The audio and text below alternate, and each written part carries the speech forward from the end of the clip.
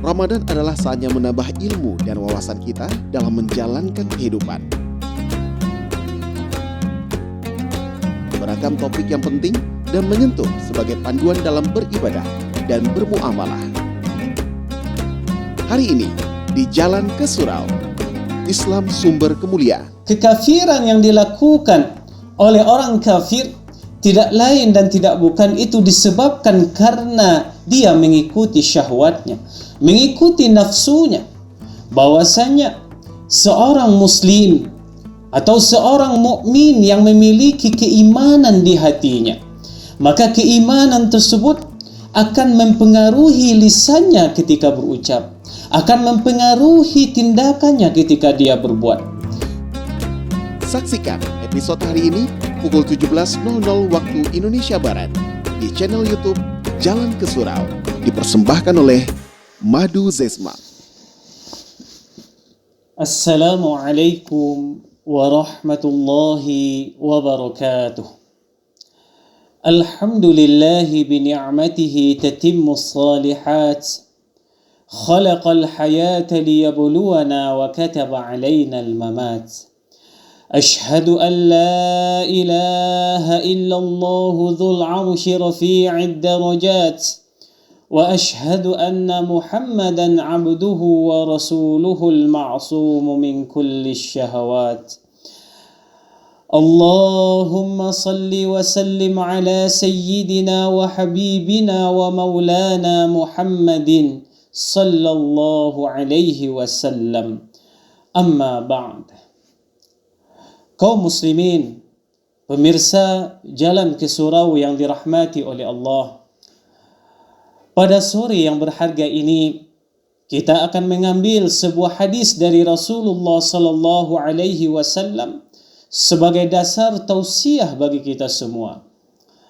An Abi Muhammadin Abdullah Amr bin al-As radhiyallahu anhuma qala قال رسول الله صلى الله عليه وسلم لا يؤمن أحدكم حتى يكون هواه تبعا لما جئت به. Kaum muslimin, pemirsa Jalan ke Surau yang dirahmati oleh Allah Subhanahu wa taala. Di dalam hadis ini dijelaskan kepada kita semua bahwasanya seorang muslim atau seorang mukmin yang memiliki keimanan di hatinya, maka keimanan tersebut akan mempengaruhi lisannya ketika berucap, akan mempengaruhi tindakannya ketika dia berbuat. Perkataan yang dikatakan, perbuatan yang dibuat, semuanya sesuai dengan tuntunan iman yang ada dalam hatinya. Begitulah seharusnya orang yang mukmin tersebut. Akan tetapi jika kita lihat dalam kehidupan kita sehari-hari, kita akan menemukan betapa banyak perkataan yang kita ucapkan, perbuatan yang kita lakukan, yang mana semuanya kadang-kadang keluar dari jalur syariat, keluar dari tuntunan syariat. Kita diajarkan ketika berucap hendak dengan ucapan yang lembut, akan tetapi dalam kehidupan sehari-hari kita berucap dengan ucapan yang kasar, bahkan menyinggung perasaan saudara kita. Ketika kita disuruh untuk berkata dengan perkataan yang jujur, kita malah berkata dengan perkataan yang bohong. Begitu pula dalam berbuat. Kita diperintahkan untuk berbuat dengan baik terhadap saudara kita. Terkadang dalam kehidupan kita sehari-hari, kita sering menzalimi orang di sekitar kita. Apa masalahnya kaum muslimin hamba Allah yang dirahmati? Bukankah seharusnya seorang muslim tersebut keimanannya akan mempengaruhi tindakan yang dia lakukan dan perkataan yang dia ucapkan? Di dalam buku Al-Wafi karangan Ad-Doktor Mustafa Al-Bugha, beliau menjelaskan bahwasanya tidak ada satu pun maksiat yang dilakukan oleh anak Adam dan tidak ada satu pun perbuatan dosa yang dikerjakan atau bahkan kekafiran yang dilakukan oleh orang kafir tidak lain dan tidak bukan itu disebabkan karena dia mengikuti syahwatnya, mengikuti nafsunya. Hal ini sesuai dengan firman Allah Subhanahu wa taala. fa illam yastajibu lak fa'lam annama yattabi'una ahwa'ahum.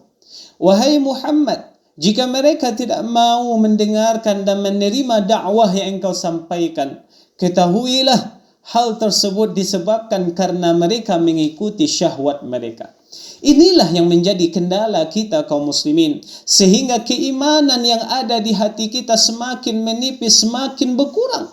Karena kita dalam berbuat dan dalam berucap lebih menurutkan keinginan nafsu kita, bukan melihat kepada tuntunan syariat. Lalu apa jalan keluar yang bisa kita ambil kaum muslimin hamba Allah yang dirahmati? Kita ambil salah satu jalan keluar yang bisa kita pakai, bisa kita ambil dalam firman Allah Subhanahu wa taala dalam surat An-Nazi'at.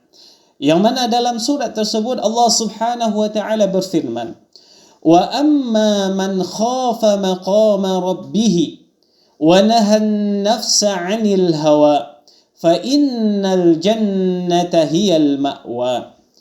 Dan adapun orang yang dia takut terhadap Tuhannya, di dalam hatinya ada rasa khauf terhadap Tuhannya, dan dia melarang dirinya dari mengikuti keinginan nafsunya, fa innal jannata hiyal ma'wa, maka sesungguhnya syurgalah yang menjadi tempat tinggalnya nantinya.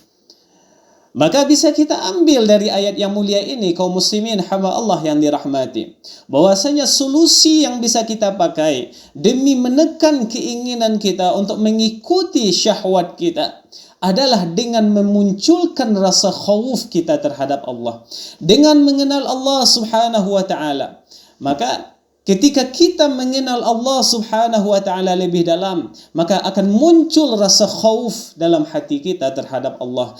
Dan jika rasa khauf tersebut ada dalam hati kita, maka akan teringat bagi kita dalam setiap perbuatan. Jika rasa khauf tersebut ada dalam hati kita, maka itu akan menjadikan kita berfikir berulang kali dalam berucap ataupun dalam berbuat. Kaum muslimin, pemirsa Jalan ke Surau yang dirahmati oleh Allah Subhanahu wa taala.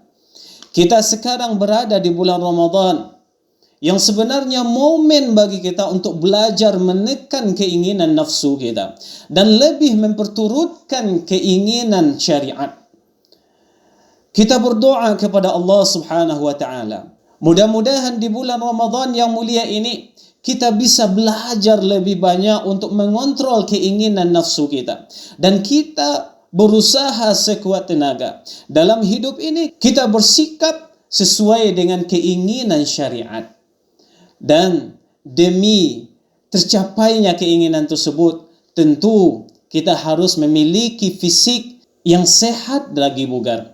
Maka salah satu bentuk ikhtiar kita demi menjaga kebugaran dan kesehatan fisik kita, marilah senantiasa kita mengkonsumsi madu.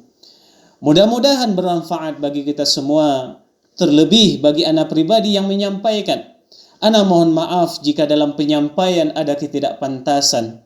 Assalamualaikum warahmatullahi wabarakatuh. Ramadan adalah saatnya menambah ilmu dan wawasan kita dalam menjalankan kehidupan.